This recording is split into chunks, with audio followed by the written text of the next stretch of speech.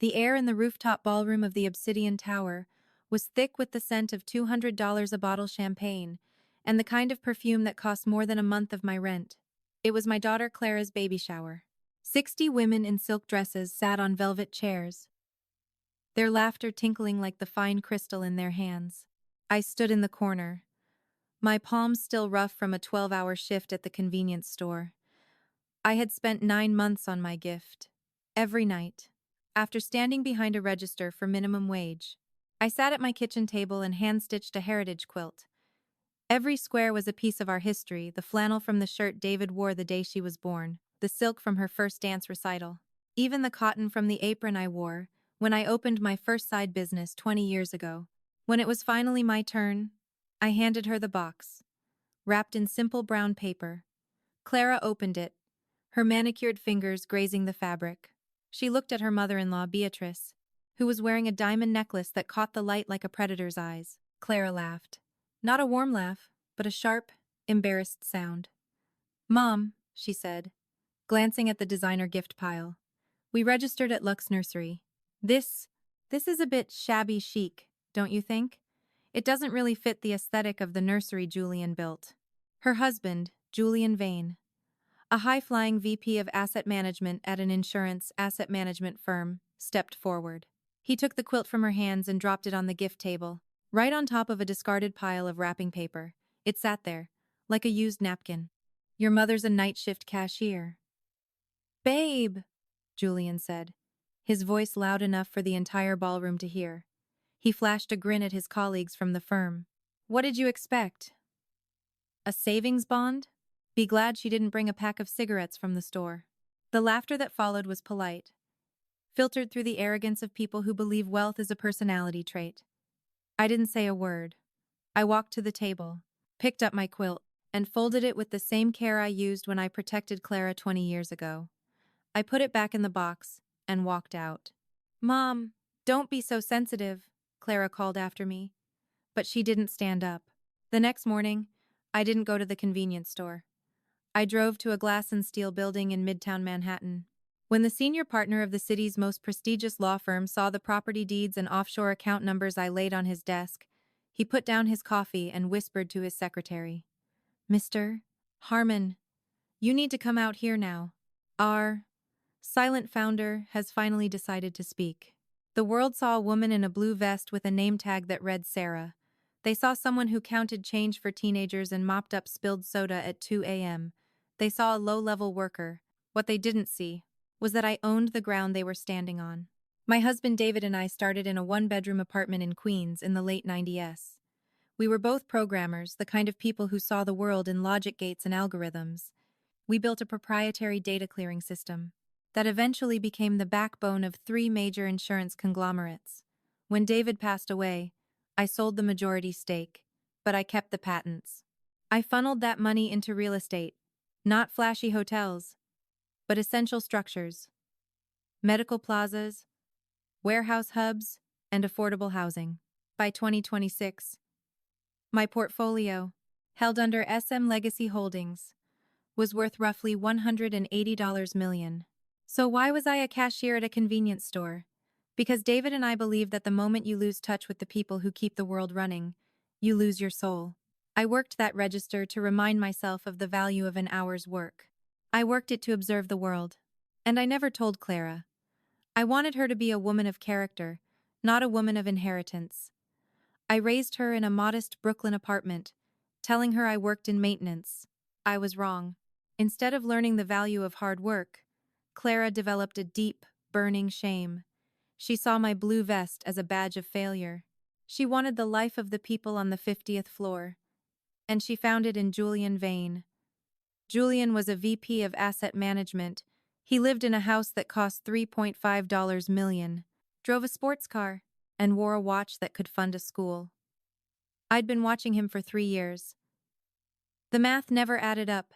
A VP at his firm made $250,000. His lifestyle required $1.5 million. I sat in Arthur Harmon's office, the city humming beneath us. Julian's firm, Vane Klein, has a lease renewal coming up for their offices at the Obsidian Tower, Arthur said, flipping through a folder. Which, as we know, You own through your Westchester Trust. I don't care about the lease, Arthur, I said. I want to know where the money is coming from. He's funding my daughter's life with something that isn't his. I can feel it.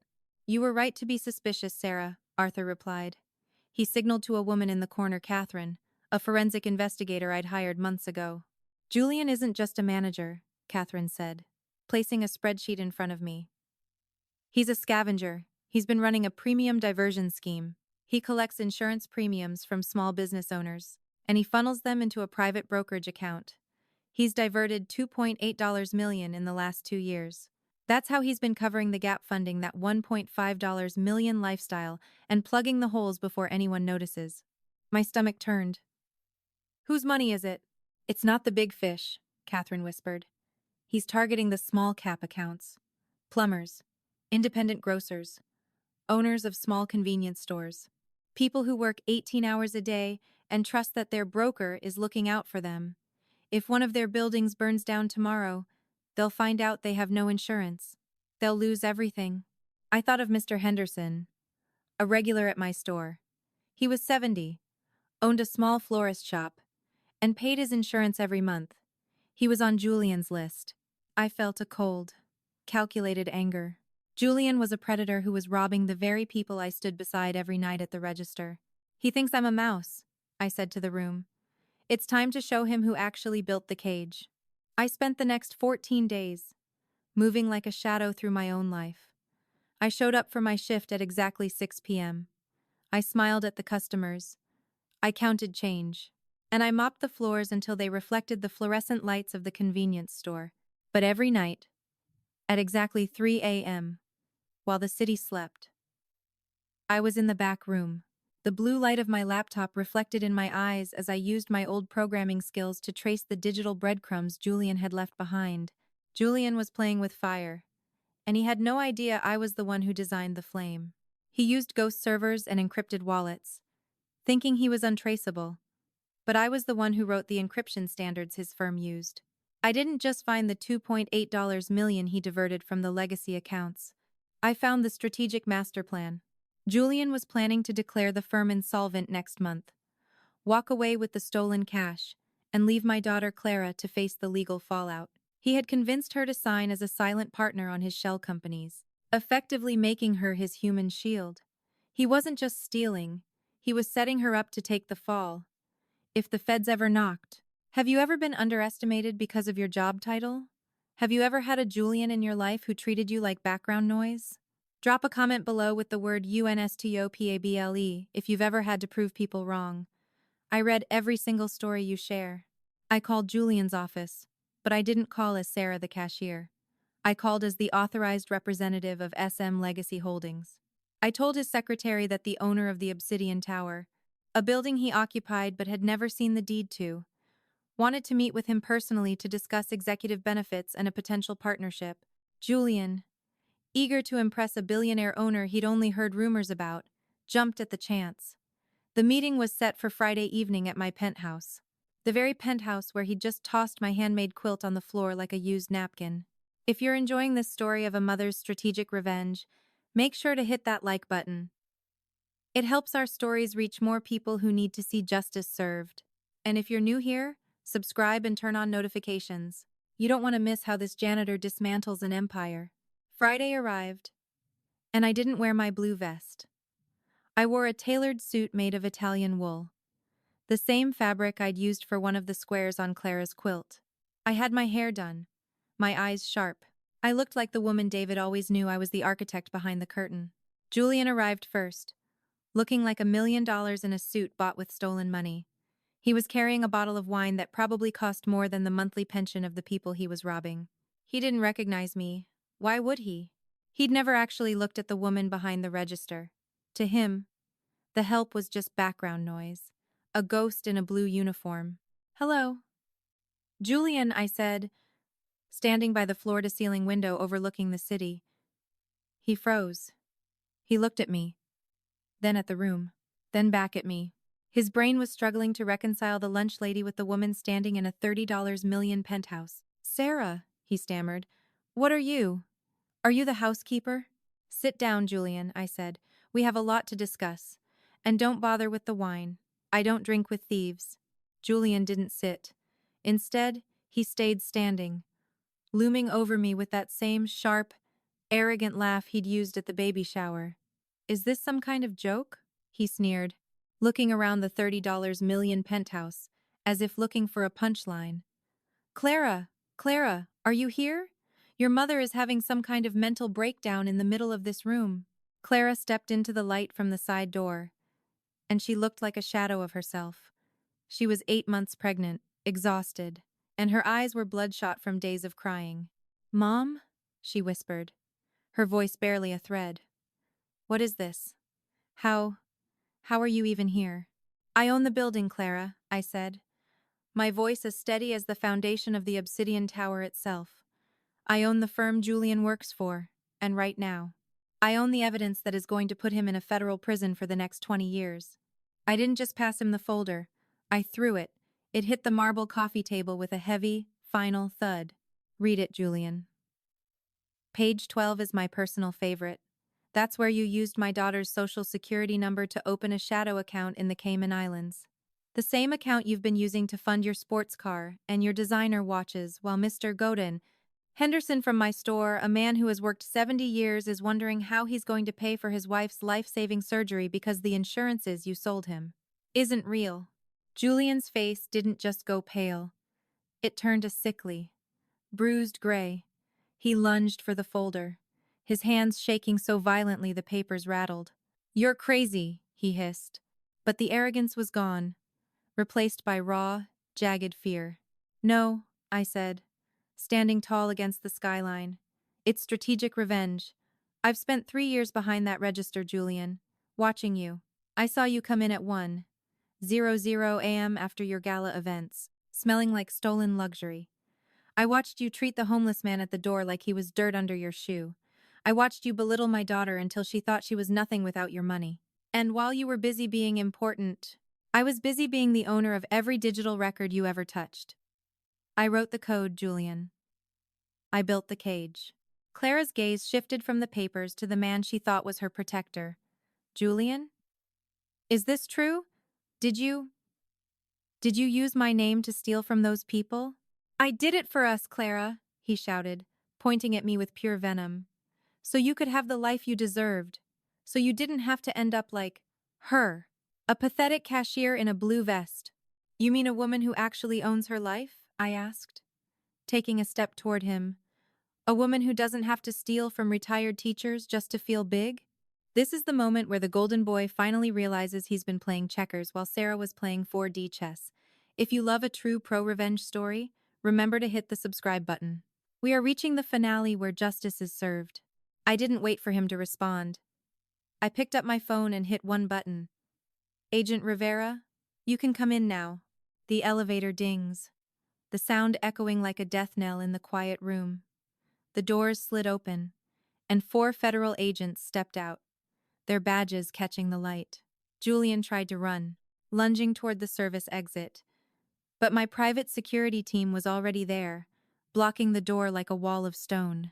As the handcuffs clicked into place, the golden boy finally shattered. He didn't look like a CEO anymore. He looked small, shaking, like the coward he had always been. Clara, please, Julian cried as they led him toward the elevator. Tell them it's a mistake. I stood my ground, watching the doors begin to close on his life of lies. Don't call her Clara, I said, my voice cold and final. You don't get to use her name anymore. After the sirens faded and the heavy silence returned to the penthouse, the room felt hollow, as if the very air had been stripped of its pretension. The flickering crystal chandeliers cast long, jagged shadows across the marble floors I had mopped only days before. Clara sat on the edge of the velvet sofa, her hands trembling over her belly, looking like a ghost in her own home. I'm so sorry, Mom, she whispered, her voice barely audible over the hum of the city below. I was so ashamed of the blue vest, of the store. I thought you didn't understand how the world works. I thought Julian was the only one who could give me a future, but he was just building a cage. I sat beside her, not as the lunch lady she was embarrassed by, but as the architect who had built the very ground she stood on. The world isn't made of penthouses and vintage champagne, Clara. It's made of people like Mr. Henderson who worked 70 years for a legacy. It's made of the fabric in that quilt, the pieces of life we actually show up for, even when nobody is watching. The legal destruction of Vane Klein was absolute and unrelenting. Julian was sentenced to 15 years in a federal facility for insurance fraud and identity theft. But I wasn't interested in just seeing him behind bars. I wanted to heal the wounds he'd left behind. Using my own resources, I established the Legacy Restitution Fund with an initial $4 million investment. We tracked down every single plumber, independent grocer, and florist Julian had robbed. We paid them back every stolen cent, plus the interest they would have earned if their money had actually been invested. I didn't stop at the money. I officially announced the conversion of the Obsidian Tower. We didn't need another floor of wealth managers predatory enough to steal from retirees. I spent $15 million to gut the 45th and 46th floors, the very place where Julian had sat in his leather chair and plotted his thefts. We transformed them into the Miller Community Tech Hub, a state-of-the-art space where people from the neighborhood could learn to code, manage their own small businesses, and find the dignity Julian tried to turn into digital dust. Clara didn't go back to her life as a socialite. She couldn't even if she wanted to. Her friends vanished the second the federal indictments hit the news. She moved back into a modest two-bedroom apartment in Brooklyn, not a luxury tower, but a building I had owned since the early 2000s. For the first time in her life, she worked for her own character. She didn't work for my company. She got a job at a nonprofit that specialized in helping victims of financial fraud. She started at the absolute bottom, filing papers, answering phones, and listening to the stories of people who had been broken by men like the one she'd almost married. 6 months later, I walked into her kitchen and found her sitting at the table. She wasn't looking at a designer catalog. She was reading the leather-bound book of David's original code I'd given her with the quilt. She looked up with a clarity in her eyes I hadn't seen since she was 10 years old. She told me she had seen Mr. Henderson at the nonprofit that day. He told her a silent angel had saved his flower shop, and he had no idea it was the woman who sold him his morning coffee. Good, I said, a small smile touching my lips. That's exactly how it should be. Clara pointed toward the nursery, where the hand-stitched quilt was draped over the crib. I realized the fabric in the middle square was from the dress I wore when I graduated, she whispered. The one you worked double shifts for 2 months to buy. I wanted something flashy back then, but you gave me something that wouldn't break. I still go to the convenience store a few nights a week. I still wear the blue vest with the Sarah name tag. I still mop the floors until they shine. But now, when people look at me and see just a cashier, I don't feel invisible. I feel like a ghost who holds the keys to the city. My father used to say that nothing in this world is permanent except what you secure yourself. He was right. I secured my wealth and my buildings. But most importantly, I secured my daughter's future not with money, but with a lesson she will never forget. The quilt wasn't the gift. The penthouse wasn't the gift. The $180 million wasn't the gift. The gift was the truth. Your worth is not determined by the floor you work on. It's determined by how you treat the people who clean it. My name is Sarah Miller. I was a programmer. I am an architect. I am a cashier. And for the first time in my life, I am exactly where I belong. If you enjoyed this story of a mother's strategic revenge, let me know in the comments. Would you have let your daughter marry a thief just to let her learn the lesson? Or would you have stepped in sooner? Don't forget to like and subscribe for more stories of people who stood their ground and won. Until next time, stay sharp and always read the fine print.